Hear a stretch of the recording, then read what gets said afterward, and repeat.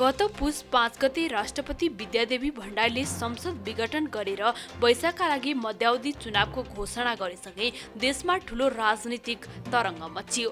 कोरोनाका कारण बन्द भएका भेला, आन्दोलन र विरोधका कार्यक्रमहरू धमाधम सुरु हुन थाले। नेकपाकै प्रचण्ड नेपाल पक्ष, नेपाली कांग्रेस, मधेसवादी दल, नागरिक समाज, बुद्धिजीवी लगायतले संसद विघटन असंवैधानिक हो भनेर आन्दोलन चर्काउन सुरु गरे। काठमाडौँ उपत्यका मात्र होइन, देशभर नै विभिन्न जुलुस, आन्दोलन, विरोध धरनाहरू सुरु भए। अझ सत्तामा रहेको केपी ओली समूह समेत सडकमा चुनाव हुन्छ, KP Oli I love you, KP Oli जिन्दाबाद लगायतका नारा लगाउँदै सडकमा आउन थाल्यो। सत्तामा बस्ने, प्रतिपक्षमा बस्ने, नागरिक समाज लगायतका सबै पंक्तिहरू आन्दोलनमा उभिँदा देशमा अस्थिरता निम्तिन सुरु भयो। कतिपय संसद पुनर्स्थापना हुन्छ भन्नेमा विश्वस्त थिए भने कतिपय प्रधानमन्त्रीले सेटिङमा सबै काम गरेको हुँदा संसद नबिउतिने र चुनाव हुनेमा आशावादी थिए। एक आपसमा आरोप प्रत्यारोप र विरोध चलिरहँदा अदालतमा पनि त्यसै अनुरूपले पक्ष र विपक्षका बहस चलिरहेका थिए। बहुमत न्यायाधीशले संसद पुनर्स्थापना हुनुपर्नेमा जोड दिएका थिए भने केहीले प्रधानमन्त्रीसँग संसद विघटनको अधिकार रहेको पनि बताएका थिए। तर पक्ष र विपक्षका मतहरू बाहिरिरहँदा गत फागुन 11 गते सर्वोच्च अदालतले संसद विघटन असंवैधानिक भएको भन्दै 13 दिनभित्र संसद सुचारू गर्न आदेश गरेको छ। सर्वोच्चको आदेशसँगै निरन्तर आन्दोलित भएका प्रचण्ड माधव समूहका नेता कार्यकर्ताहरूले खुसियाली व्यक्त गर्दै यस्तो प्रतिक्रिया दिएका छन्। जसरी केपी ओलीले पुस 5 गते प्रतिगमन गर्नुभएको थियो होइन, त्यो चाहिँ कुनै पनि ढङ्गले होइन, राजनीतिक ढङ्गले, कानुनी ढङ्गले वैध थिएन होइन। त्यसो भएको हुनाले यो जो सर्वोच्च अदालतले चाहिँ निर्णय गरेको छ यो जनताको पक्षमा गरेको छ। राजनीतिक रूपले चाहिँ एउटा चाहिँ स्थायित्व प्रदान गर्ने ढङ्गले चाहिँ गरेको छ, यो स्वागतीय छ। आम नेपाली जनताको जित भएको छ। अब फेरि मलाई कस्तो लाग्छ भने अब फेरि पनि यस्तो किसिमको अब निर्णय अबको आउँदा प्रधानमन्त्रीले गर्न सक्दैन भन्ने लाग्छ होइन। अब यस्ता यो चाहिँ एउटा विधि प्रक्रिया स्थापित गर्ने कुरो हो। यो चाहिँ सर्वोच्च अदालतले स्थापित गरिदिएको छ। यसलाई म चाहिँ धेरै चाहिँ सर्वोच्च अदालतका न्यायाधीशहरूलाई चाहिँ म धन्यवाद भन्न चाहन्छु। पुरानै ठाउँमा नेपाल गयो भने फेरि आउने पुस्ताले, हाम्रो पुस्ताले त दुःख पाउँछ नै, आउने पुस्ताले पनि दुःख पाउँछ र नेपालमा अस्थिरता निम्तिन्छ, संविधानको रक्षा हुँदैन भन्ने कुरा चाहिँ हामीले बुझ्यौँ। त्यो कारणले गर्दाखेरि हामी निरन्तर सङ्घर्षमा थियौँ।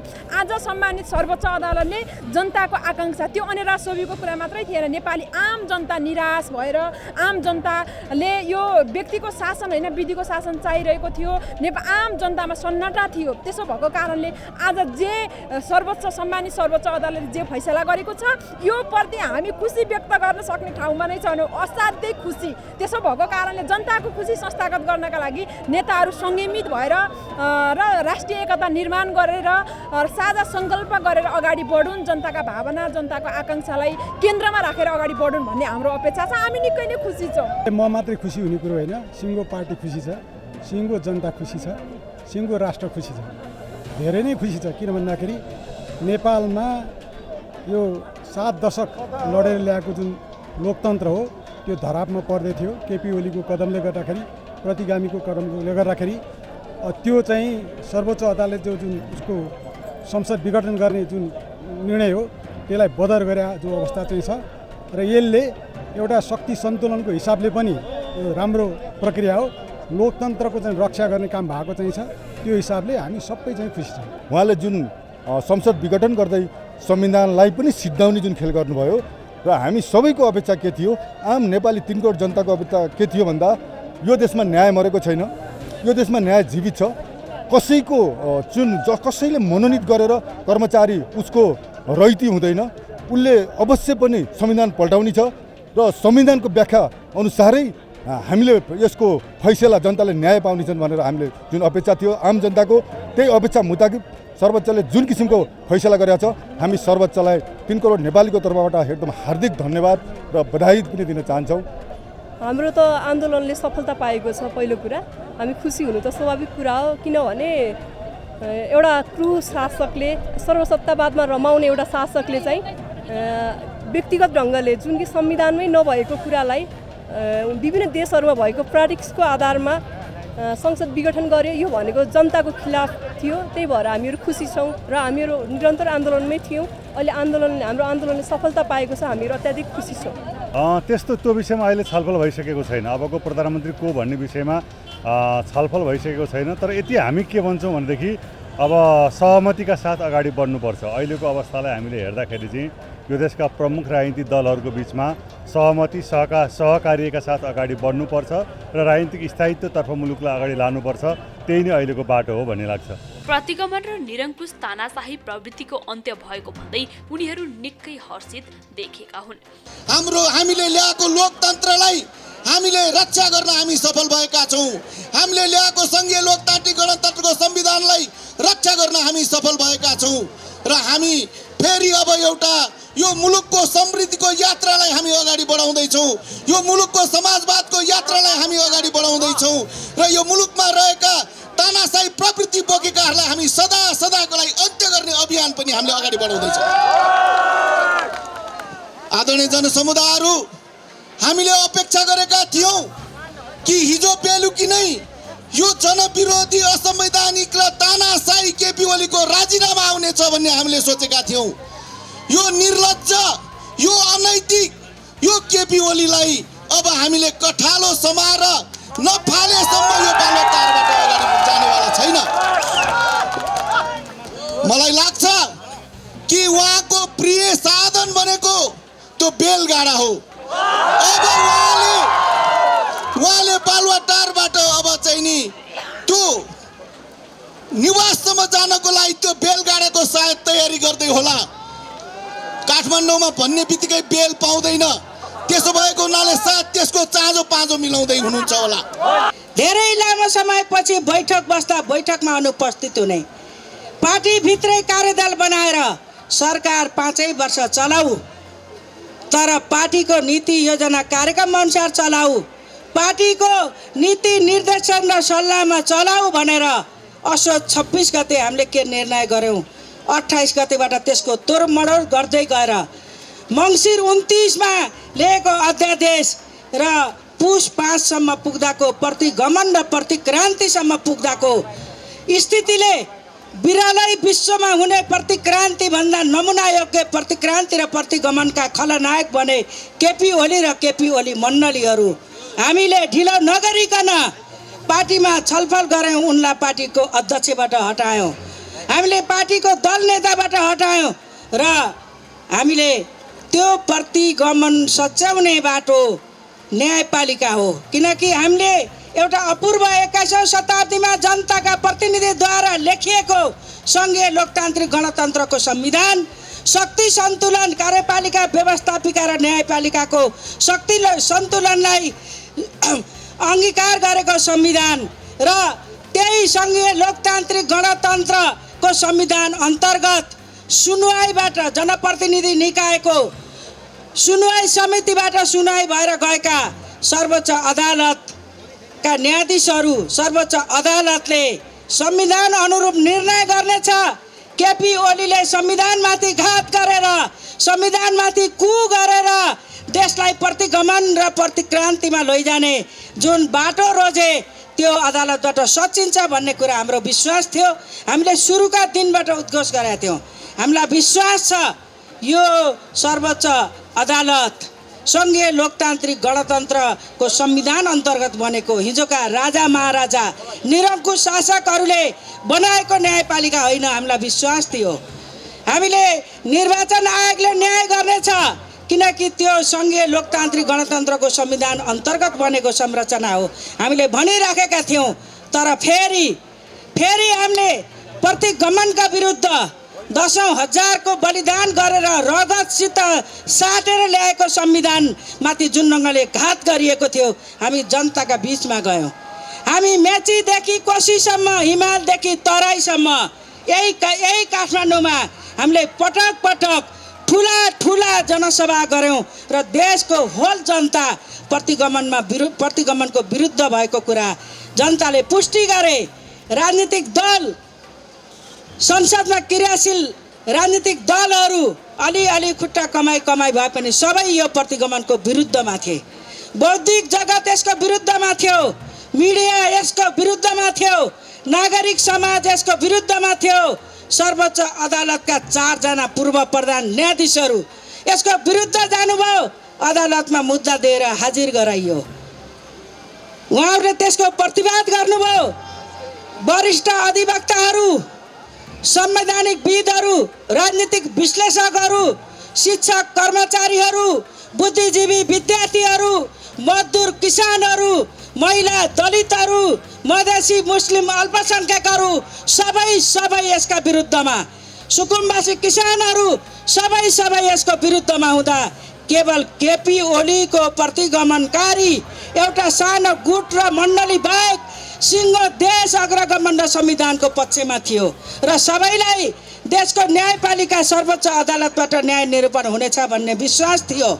र नभन्दै हिजो सर्वोच्च अदालतले जो संविधानको व्याख्याता पनि हो, यद्यपि केपी ओलीले गरेको संविधान विघटनको बारे सामान्य साक्षर मान्छेले नि पढेर भन्न सक्थ्यो यो असंवैधानिक हो, यो संविधानमाथि प्रहार हो भनेर।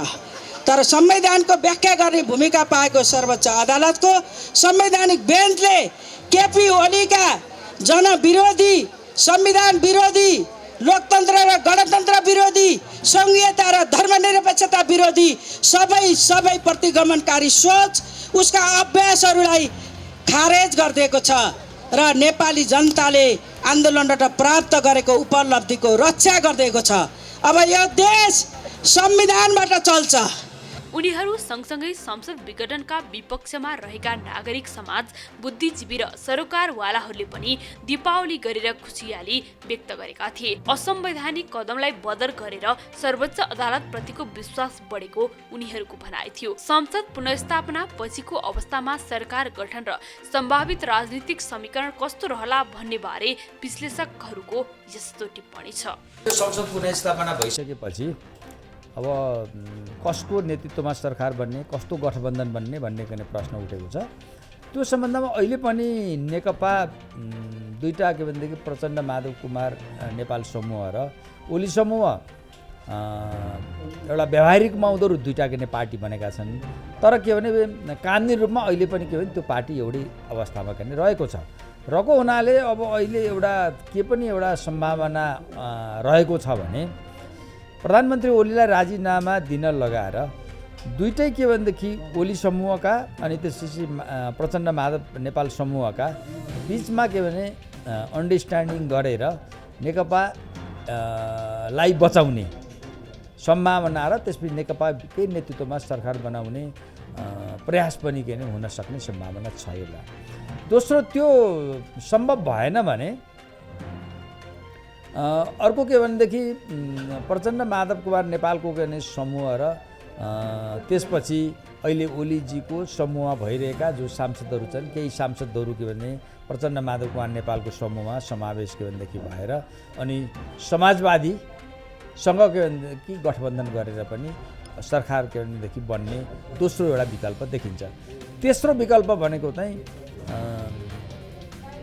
यो प्रचण्ड माधव कुमार नेपालको समूह र नेपाली काङ्ग्रेसको बिचमा एउटा के भनेदेखि सहमति भएर काङ्ग्रेस र नेकपा प्रचण्ड माधव कुमार नेपाल समूहको सरकार पनि बन्ने सम्भावना छ। यो अदालतको यो फैसलाले एकातिर संविधानको सर्वोच्चता स्थापित भएको छ, अर्कोतिर सर्वोच्च अदालतको पनि सर्वोच्चता स्थापित भएको छ।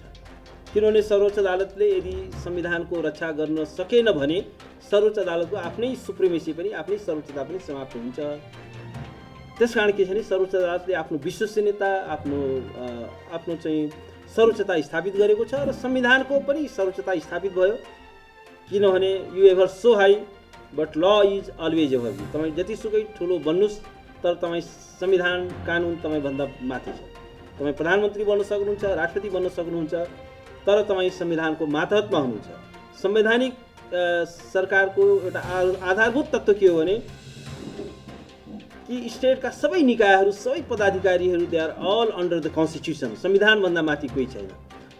तर कमरेड केपी ओलीले संविधानलाई घात गर्नुभयो, अपहरण गर्न खोज्नुभयो, छतविच्छेद बनाउनुभयो, संविधानलाई घाइते तुल्याउनुभयो र उहाँको यो जालसाजीपूर्ण कार्यमा राष्ट्रपति महोदयले महामहिम राष्ट्रपतिले पनि त्यसमा मतियारको भूमिका निर्वाह गर्नुभयो।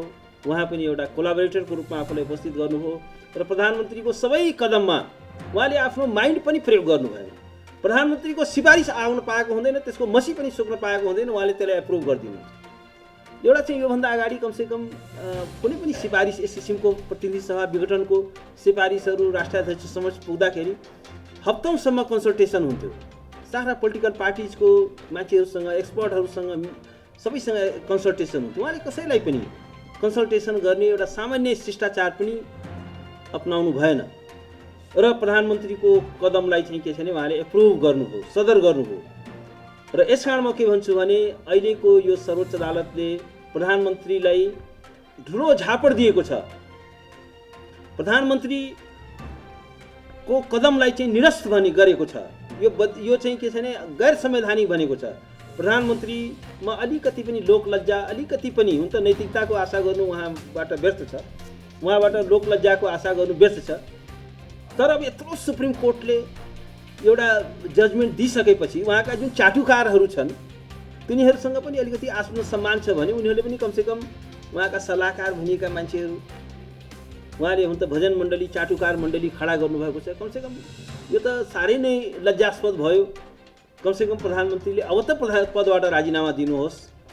एउटा चाहिँ के हुन्छ भने पार्लियामेन्ट्री सिस्टममा विघटन गर्ने, संसदको विघटन गर्ने प्रधानमन्त्रीले पदबाट राजीनामा दिन्छ।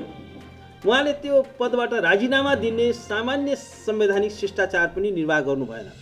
विश्लेषकहरूले आफ्नै खालका सम्भावित टिप्पणी गरिरहँदा नेपाली कांग्रेसका नेता रामहरि खतिवडा भने कांग्रेससँग सरकारमा जाने र नजाने दुवै खालको विकल्प रहेको बताउँछन्।